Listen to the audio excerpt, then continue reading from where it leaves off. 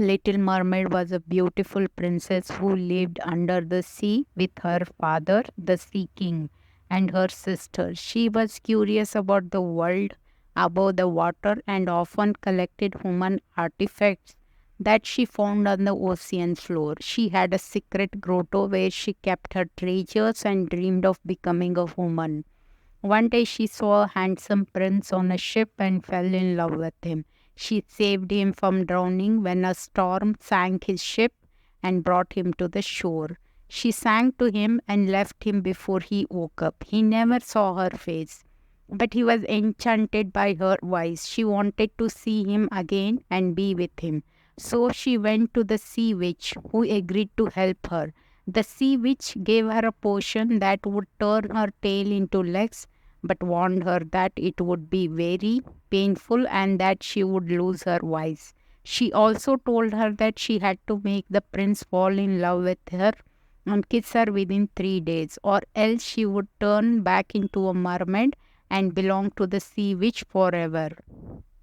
The little mermaid agreed to the deal and drank the potion. She felt a sharp pain in her tail and fainted. When she woke up, she saw the prince standing over her. He took her to his palace and cared for her. He was kind and gentle, but he did not recognize her as the one who saved him. He thought she was a mute girl who had lost her memory. The little mermaid tried to win his heart with her grace and charm, but he only saw her as a friend.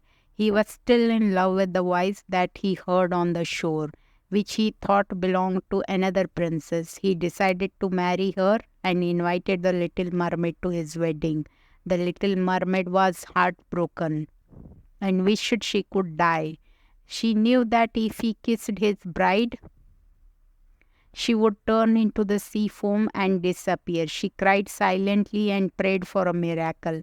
On the day of the wedding, the little mermaid sisters came to see her. They had cut off their hair and given it to the sea witch in exchange for a magical knife. They told her that if she killed the prince with the knife and let his blood drip on her feet, she would turn back into a mermaid and live with them again. The little mermaid took the knife and went to the prince's room. She saw him sleeping next to his bride, who looked like her but had dark hair. She raised the knife to stab him, but she could not do it.